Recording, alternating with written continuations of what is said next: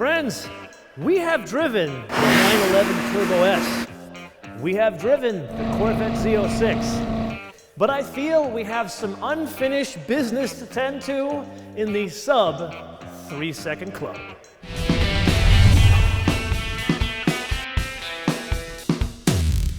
So not exactly the car you would expect at your friendly neighborhood local drag strip, but you know, let's try it, shall we? Now, before we get started here, this is a GTR and it's all about launching here, so why don't we go into launch controls. So we'll go into R in each mode, so the differential, the suspension, and the traction system.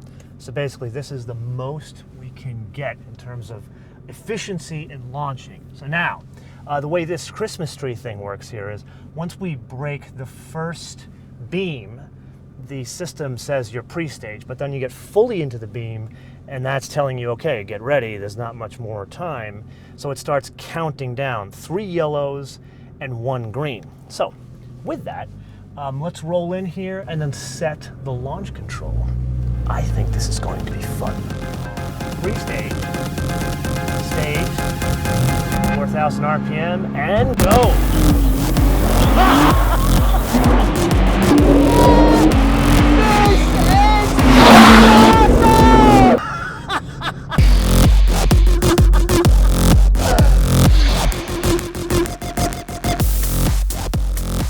So let's start with the business end of the Nismo GTR, and what we need to point out from the top is this is the same engine with 2 very big changes.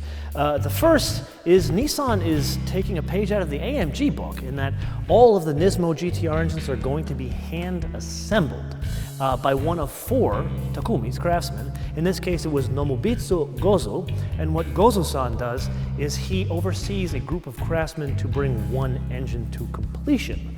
So to Gozo-san, we say arigato gozaimasu. The second change is the turbochargers. They are bigger, physically bigger turbochargers, and they're inspired by the GT3 race car. So really what that does is it forces more air into the engine, but it raises the points at where the power comes in. So yes, there is more power. It's 600 horsepower or 55 more horsepower, which comes in at 6,800 RPM, and 481 pound-feet of torque, or 18 more pound-feet of torque, which comes in at 3,200 RPM, stays flat all the way up to 5,800 RPM. A couple of things that haven't changed, and you can kind of tell here where it says premium midship. It's basically an engine with a transaxle in the rear, so the drive shaft shoots out to the rear, and there's another drive shaft that comes to the front drive wheels, and that sets up for a power transfer, so you could go 50-50 all the way to 100% and 0 in the front. Now, one other detail point about this thing, it's very funny. Even the overflow tank here says Nismo. So I'm not forcing religion on you folks, but have you ever heard of the term, one cannot survive on bread alone? Well, I would argue one cannot survive on going in straight lines alone. Well, every time we came out of that drag strip, I noticed 3 empty parking lots. So it occurred to me, we have a GTR, and we have the makings for something that could be very interesting. So I went, found some cones, and created our very own obstacle course. I would argue our own MotoMan track. So we've got turn 1 over here with cone, and then we've got a homemade hairpin turn down there, and then we've got long sweeper here that's marked by these 2 cones, and then I've got kind of a surprise of an obstacle way down in that corner. Then you come around another homemade hairpin turn. Then there's a long straight that there's a lot of elevation changes in this thing because it's a parking lot.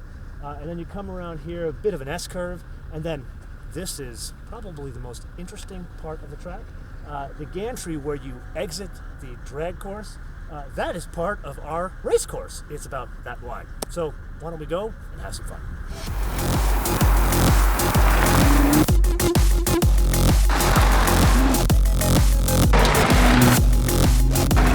What's really amazing is how controlled this thing is. You don't see it or really understand it until you hit pavement like this. That wasn't designed to be an autocross or an obstacle course. This thing, it's completely flat. You know, we've had GTRs on the show many times before, but we've never done the proper episode. I know we've talked tons about me preferring manual transmissions, but I am actually one of the few people that likes the transmission in the GTR. I like the thunk when it changes gears. It makes me feel like I have more control. And I got an interesting obstacle here, a Nismo Maxima. By the way, they actually hand-built that thing. It's got some carbon fiber in it, lowered suspension, different wheels, and then 5-point racing harnesses in all 4 seats.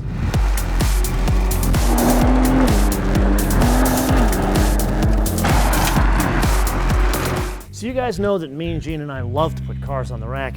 Well, this old girl, she didn't want to go on the rack so easy, so we had to put some spacers here to give enough room for the lift, the rack, to get underneath the carbon fiber, which brings up the important point of the exterior changes of this vehicle. Now, when people ask me, what is my favorite car? The standard answer is the 1961 Aston Martin DB4 GT Zagato. And they're always amazed that they only made 19 of those cars. Well, back in 1961, they didn't announce we're only going to make 19 of them. They made 19 because they were all specifically hand-formed. So it was just a function of building those cars. This is a similar situation. All of the bits that are different from the base GTR to the Nismo GTR, the carbon fiber splitter in the front, the carbon fiber side skirts, and the carbon fiber in the rear, all hand-formed. So right now, as of this date, Nissan has sold out of 50 of these for the production run for 2015, so get online for 2016 if you want one. No, by the way, while we're here, you got your raise wheels, but then come on back here and check out some of the bigger changes. This being the biggest, that's not a spoiler, that is a full-on wing. Little consumer advice here: if you need to access the trunk, highly suggest from here, not from here. Then there's this rear valance piece. Now, this is all hand-formed carbon fiber. It has a diffuser built into it, even has an opening, completely surrounds the exhaust tip. Then in the front and rear, you notice there's an extra lip here to channel the air. And last but not least, also in the front and rear, there's these vents. I have no idea what to do, but you have extra air vents.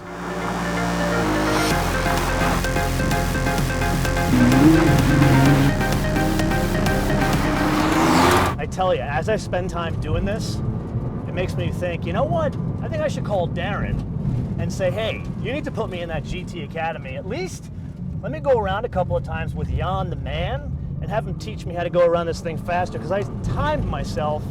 And the first go around I did was 1:26 around this obstacle course, and the last that I timed was 1:1, like I think 4. My guess is Jan the man could probably shave another 20 seconds off of this lap. So I know that they changed the seat backs on this car. They're Recaros now, but the seat bottoms are the same that you would get on the regular GTR.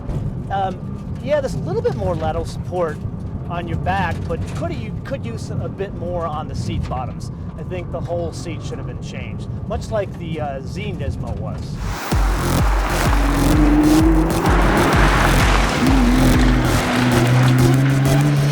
So we already looked at the Nismo GTR Specific carbon fiber bits hanging off the car.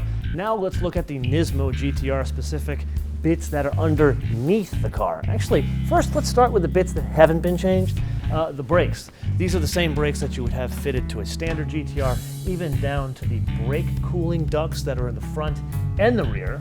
Now there is another bit over here. This aluminum structural piece that sits in the transmission tunnel between the exhaust and, count them, 2 drive shafts is cast in a way that it's no longer a structural piece. It's kind of like artwork, so much so you want to take it off your car, bring it to a dinner party to impress your friends. While we're impressing your friends, and actually forget about your friends, this just impresses me.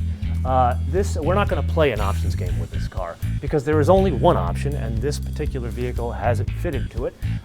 This is a titanium exhaust, and you can tell it's a titanium exhaust because of the welding. You can see the blue welding. Isn't that really cool? Me and Gene would love this because it's the proverbial stack of dimes, but it's like a micro version of it. Anyway, The welding is for these ridges that are attached to the front and the rear of the exhaust to really improve cooling of the exhaust. Now, the whole point of putting a titanium exhaust to this car is to lower the weight. Kind of funny when you think about the overall weight of a GTR. The other benefit of this exhaust, it sounds sinister. Now, if you want to see sinister, come back to the rear of this fitting. It doesn't look so much as a titanium exhaust as it does a Klingon bird of prey. Now let's press on to some of the suspension changes. So all four corners are fitted with revised Bilstein dampers. Now that's really one of the biggest changes that lead to the driving dynamics that changes in this car, because if you get in this thing right after a regular GTR, you notice that even on its softest setting, much less body roll is possible on the GTR and more neutral handling. Now some of the other bits that could contribute to that is stiffer anti-roll bars in the rear, and the front, they went and changed the wishbones, so under load there's more stability. Now there's still one more important change, and that change would come from my beloved religion, Lotus.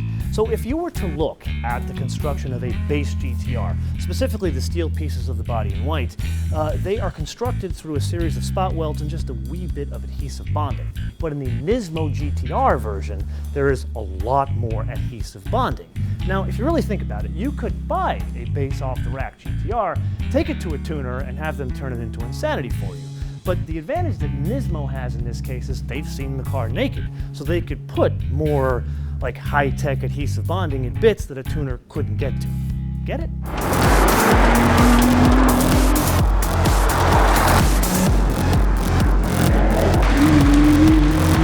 So full disclosure, I've always been a fan of the GTR. I know the complaints, it's too heavy, it's like driving a computer, blah, blah, blah, but you know what, that's crap. If you guys can appreciate cars, you can appreciate what this thing can do. I don't know, we should give my obstacle course racetrack sort of thing a name. I don't want to call it the MotoMan Memorial Racetrack, because that means I'm dead. Why don't you guys come up with some names in the comments below or via our social media, MotoManTV, all one word, MotoManTV, all one word, Facebook, Twitter, and Instagram. And I guess if we can come up with some good names, maybe we could talk Nissan into turning this loose on this thing again, provided I bring this car back in one piece.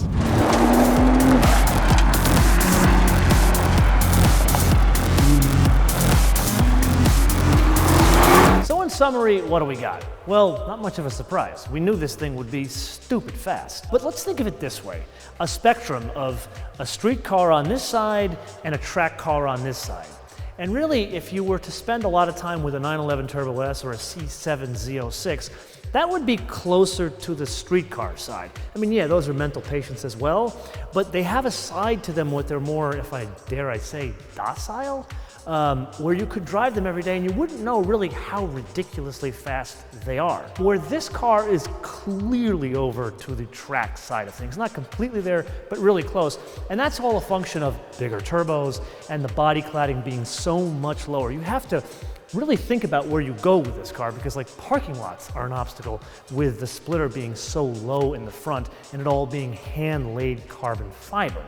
So is that really a problem for this car? No, because I'm standing next to the one of 50 that were sold out for 2015. You already got to get in a queue for the 2016. So what we have here is unobtainium for the lucky few. And while we're talking about the lucky few, we have something for you. Come on over here. So, did you see our episode of Inside the MotoMan studio with Darren Cox when he showed us this new P1 car that Nissan is going to debut at Le Mans this year? Well, he left us with these brochures that go over all of the detailed history of Le Mans with Nissan, talk about Jan, the driver. I'm 23 years old, this kid's driving his own Le Mans car, talk about a person I hate, and then some of the specs of the car. Well, we have 6 of these to match the 6 cylinders of this car. And we would like to share them with you. Now, how do you get that? Well, we want you to share this episode with your friends. This is how we're doing it. So, if you would like one of these, you need to share this episode via an organic tweet, meaning you write it yourself, but tag us, MotoManTV, all one word, MotoManTV, all one word, and obviously put the link to this episode in that tweet. And the 6 tweets that get the most retweets get one of these. Got it? I'll see you guys next time. So here's the script. Click here to subscribe, click here to watch one of our 350 other episodes, and most importantly, share us with your friends. You're only wasting half your life on Facebook, Twitter, and Instagram. MotoManTV, all one word. I don't care who you share us with. Share us with your enemies. Just give the gift of MotoMan.